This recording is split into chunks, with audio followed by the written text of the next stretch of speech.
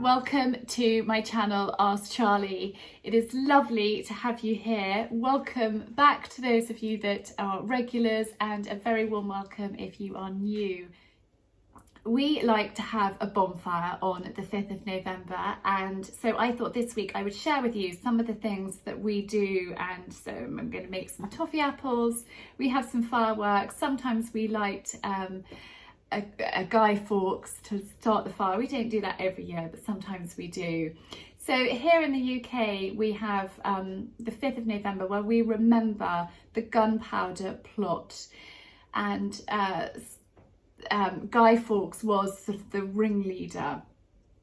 Rumour has it that it was plotted in a house called Gayhurst, which is in Buckinghamshire. And Gayhurst, we actually lived in the Bell House at Gayhurst. It was my first home when I was a baby, and I was christened in Gayhurst Church. And yeah, the house was given to Sir Francis Drake by Queen Elizabeth I. It's the most magnificent house, but rumour has it that it was the Gunpowder Plot was plotted in that house. So I feel a little bit of a connection to it, and so I always think about that when it's the 5th of November. Anyway, enough about that reminiscing. Let's make some toffee apples. So I've got my apples here. I have washed them, and it's important to twist the stalk off. You will see why later on, but get as much of that stalk off as you possibly can. Not necessarily so easy, but do that to all of your apples. I have got 350 grams of granulated sugar here, and it's actually, they're really easy to do, but it can get a bit messy. I'm just going to put my scales out of the way and get some grease-proof paper. Just get this ready before we make the toffee cart. So I'm going to put that there because it does get messy, and that's going to protect my board and give me a good place to rest the apples on. So let's get a saucepan for this. Sugar into there. 100 ml of water, so it's not very much water, and I'm just going to put this on a low heat. I want all of that sugar to completely dissolve before we do the next part. I've actually got, I'm going to show you, I've got Billy the tortoise at my feet. So Billy hasn't gone into hibernation yet, so he sort of free reigns, not for the whole day, but just for a little bit, so he gets a little bit of exercise in the kitchen where it's nice and warm, and he is beside the Arga. Now I'm going to wash my hands before I carry on. Right, my sugar is just dissolving behind me, so I thought I would just prepare these apples while that is doing its thing. So these skewers are way too long, so I'm just actually going to snip them in half, and then where I've taken off the stalk, just poke that in. You don't want it to come the whole way through, but you do want it to be well and truly in your apple. My sugar and water has completely dissolved, so I'm just going to add in 1 teaspoon of vinegar. It doesn't matter whether it's white or malt vinegar, whatever you've got to hand. Just 1 teaspoon of that, and 3 tablespoons of golden syrup. Now you probably have noticed that my apples aren't enormous. I actually find that if you have really big, huge toffee apples, they get wasted. So I just like to do little ones that then the children enjoy, they're not overfaced, and you're not having a lot of wastage. And then put that back on the heat. I want this to boil rapidly. I have got a thermometer, and you want it to get to 150 degrees centigrade. So that is about 300 Fahrenheit. It's going to take well, at least sort of 5 minutes or so. So while that's bubbling away, I'm just going to finish off the apples.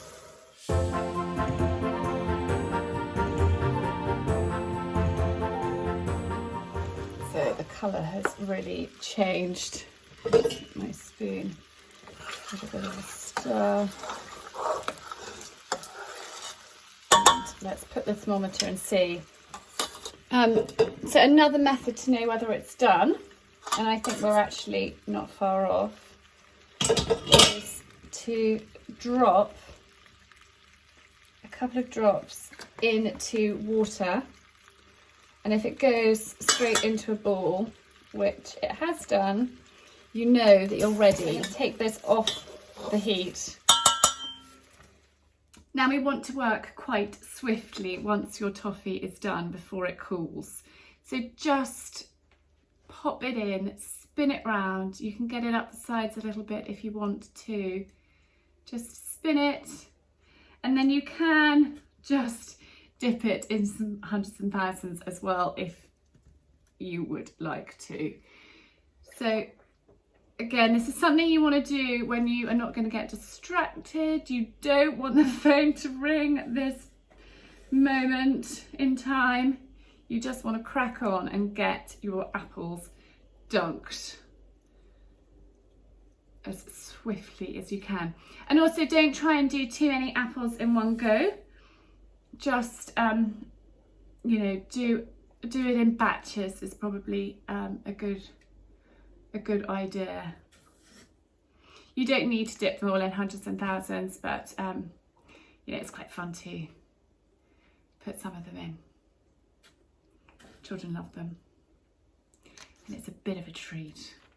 If it is getting too solid, you can just put it back on the heat to melt a little bit more. You saw how quick and easy those toffee apples were to make, and I think it's just something really fun for the children and grown-ups too. I often see a grown-up sneaking one of my toffee apples, but you know, most of us have got the ingredients in the house, and I do recommend using little apples. Remember, greaseproof paper is terribly important, because then you can lift them off easily like that. They don't get stuck on, and the mess is contained. It's really easy with greaseproof paper. Anything else, it just doesn't work, so that is pretty essential. So we've got a few people coming over this evening for our bonfire, and listen to the rain. Can you hear it? I thought if I quickly chatted to you in here, you'd be able to hear my slight panic. Anyway, it's going to be fine. The forecast is that it is drying up and it's going to be okay, I think, about 2 o'clock. But it means I'm going to just tackle all the inside jobs that I need to do first, and then go outside later and sort it out when it's dry. But we're not cancelling, apparently. Also, the numbers have got a little bit out of control, because, well, it started off with the children could invite 5 friends each and their parents, and it's escalated, and I think I've given up counting. We were on 63, and then there are 2 more families that have said they can come. It's totally fine. My motto is the more the merrier, so we can totally handle this. I'm keeping it super simple. We are having gammon rolls for the adults, and then hot dogs for the children, and I've done a few other things. Coco's been making beautiful cupcakes, and I've made a few other bits and pieces. I was going to do some soups and some other things, but actually the numbers are too high, so keep it simple is the motto. But please rain, go away. I can't deal with you today. I am so relieved that rain has stopped. It was torrential this morning, and it's turned out to be a beautiful day. Let's hope it lasts. It's really warm at the moment. The weather's quite peculiar for November. I keep putting lots of layers on, but it's not quite as cold as it should be yet. Simon and Coco have gone to get some supplies, extra supplies, because actually we did all of the shopping for this evening on Monday in Booker. And the boys are in charge of building the fire. So I just thought I'd take the dogs out for a really lovely walk, think about all the things that need to be done, and just tackle things one step at a time. And actually, I think the fun thing is because it's a family party, it's not just on me to do things. Like, the children are invested in helping. The boys want to build the fire and make the guy to go on the fire. So that's really quite fun. And now they're at an age where they're old enough to do a few things on their own without me supervising. We have had a lot of laughs about the Guy Fawkes and whether they could give it a big bottom and boobs. That is not appropriate. So goodness knows what our Guy is going to look like. But do you know what? If they've had fun doing it, that's all that is important.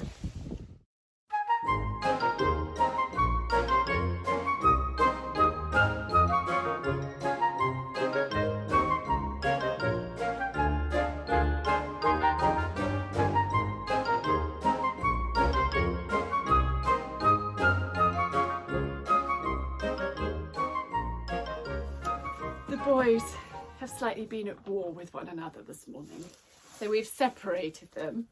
Arch is with Si, and Gus and I are just making the Guy, and I'm going to leave Gus to it because lunch is in the oven. Now, when you have a party, it's really important to have a jolly good lunch. So we're having roast chicken today.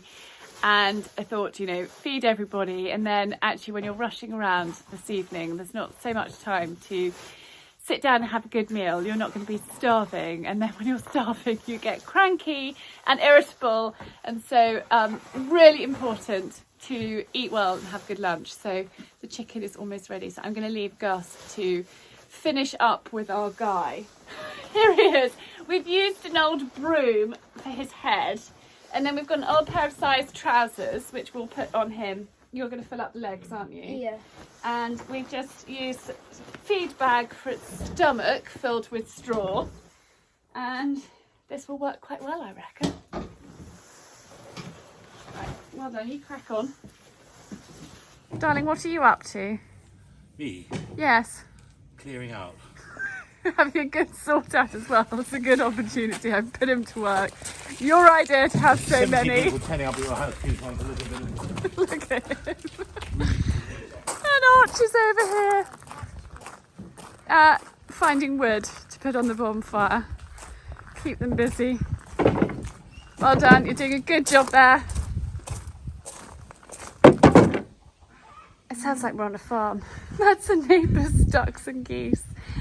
Now, when we realised that the numbers had got out of control, I went onto Facebook Marketplace and bought these 2 trestle tables. And actually, it's quite funny.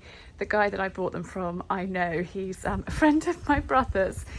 So I'm going to serve food and drinks in here. That is the plan. So it's a good job I had a bit of a sort out in the garage, and there is now space to do that. He is sort of attached. I think we need to put a jumper on him or something. And we need to figure out what we're going to do with his head. That slightly resembling a guy, isn't he? Yeah. Beginning to. Taking shape, I think Gussie is Yeah. the phrase. Right. Just prop him up there for a minute.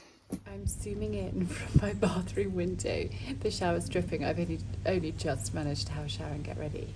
But Si has got these lights. Can you see there's one on the right, and he's just constructing the next one.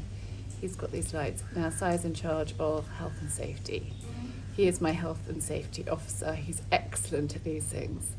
And he thought that we needed some floodlights just to make sure that everybody could see the fire and to make sure that everybody was safe. So he is busy doing that at the moment. I thought that I would just show you the gammon before I put it in the oven. So a gammon is a great way to entertain a lot of people. So I'm doing hot dogs for the children, and then ham and my tomato relish for the adults in a roll. Really simple, really easy, and quite an inexpensive way as well for entertaining when you've got big numbers. And obviously you can do a couple of gammons, you can do a bigger one. This one was £5. Now you might wonder what's on the top of it, and I'm going to just show you. So this is a pan that I cooked it in.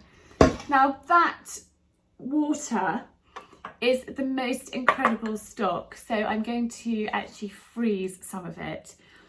I've got to be quite careful because I've actually got some of the stock, can you see, in the pan, and that is so it doesn't dry out while it's cooking, and that's how you can keep it moist and succulent rather than a really dry bit of ham. Now I use honey and mustard on the top. I normally use mustard powder and demerara, and actually I couldn't find the mustard powder. We must have run out, and I didn't realise. So I actually just use regular Coleman's mustard with the demerara, and do you know what? It was so much easier. I'm going to do that from now on in, because when you have the mustard powder and the demerara, it's sort of this sort of powdery thing that you're trying to cover the top, the fat of your ham, your gammon. So actually that was much easier. And then I used cloves, just poked cloves on the top. I also scored the fat just in a diamond shape. So I'm going to put this in the oven now to roast. I've got my washing hanging behind me, and I'm going to leave it there because this is going to be in the oven. It's not going to smell. I normally if I'm cooking on the top, I always take my washing down. But I have got so much to do today that it's a day of massively multitasking. So I'm going to put this in. And just literally, we're just roasting the top. So it's probably about 30 minutes. It's completely cooked. Alexa, set the timer for 30 minutes. But I just wanted to share that with you and just show you actually, you know, how I do my gammon and just talk you through it quickly. So yeah, right, I better get cracking. But actually, before I get cracking, I'm going to put my gammon in my gammon stock in these pots and label them and then freeze them. Now this is what I talk about sort of getting ahead for Christmas. This is a really good base for your gravy, for soups, for all sorts of things. So rather than throwing this stock away, I'm just going to freeze it. You could freeze it in ice cube trays and then, you know, into a Tupperware that way. But actually I'm just going to pop it into these 3 pots, and that's all that I will need and keep. But it's really important that you label it, put the date on as well, because, you know, 6 months time you'll look in your freezer and think, what on earth is that? So it's really, really important to label as you go.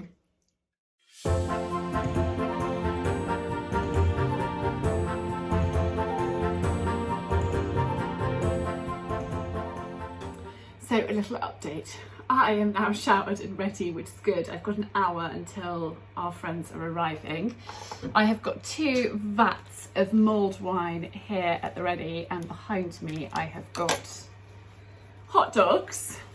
So I'm just adding some slices of orange, if I can get this netting open, into my mulled wine. I've also put some cinnamon sticks and some star anise into there. The children are being pretty helpful, although Gus is currently playing football with a friend, which is not ideal because I need him to help. And we've realised that Si has got ciabatta rolls that need baking, which is not ideal. Hadn't scheduled for that one, but it's fine. I've put my electric bit of my Arca on because I'm going to be tossing bread rolls in a minute, but everything outside is ready, I think I need to go and double check, and I will take you out there as well in a mo. I've stopped them playing football because I've realised that the guy is not completely finished. He'll be fine, he's good enough. That knife is useless. He's good enough, and I keep saying it's good enough, it doesn't matter. But anyway, they need to just go and sort him out and bring him down to the bonfire field. So I've sent them off to do that. And I just get these sliced up and warming. Coco has done the decorations out by the trestle tables, and so it really is a family affair. We actually sat down last night. I wish I'd recorded it for you guys. We sat down last night with a list, and we sort of had a family meeting, and we wrote down all the jobs that needed to be done and who was doing what, and we had a real sort of action plan, game plan for today for everybody, which is quite a good idea. And then they feel like they're included, and I think it makes a big difference. Anyway, I must get these warming. So I'm going to stop chatting, and I will chat to you again soon. I thought I would bring you out and just show you where we are having our bonfire and fireworks. Don't panic, I'm about to go and get the ponies in. But here is the bonfire, here is the guy, and it's almost time for the party to start, which is very, very exciting. Simon has got his health and safety lights on, and I've just got a few things bubbling away in the kitchen, so I better go and get back to that. We've also put some tea lights, which look quite pretty, along here. So pleased it stopped raining. It was so hideous this morning. That's Coco, she's been amazing. There's little tea lights, which I think will look really pretty when it is dark. It's my little display, which is looking quite pretty as it's getting darker. Coco is bossing the boys around. They are slicing up bread rolls, and she's saying, right, come on, this is how it's got to be done. We've got the right man here. Cheers! Simon is in charge of lighting the bonfire. Right. Here we go. It's a competition. It will block. What? It's going to darken later. So much better. So much.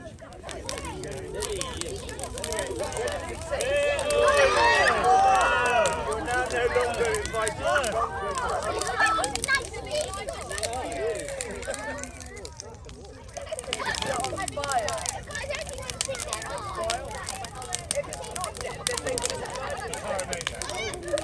Would be lovely. Would you like one of these with it too, or is that all right? Oh, yeah, go on. Why not?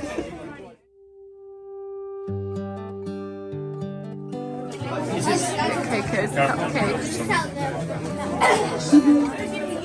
And then we've got the toffee apples here. Vivi's got the toffee apples.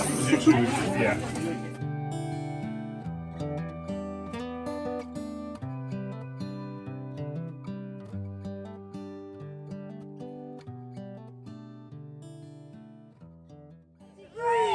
So the countdown for the fireworks has begun.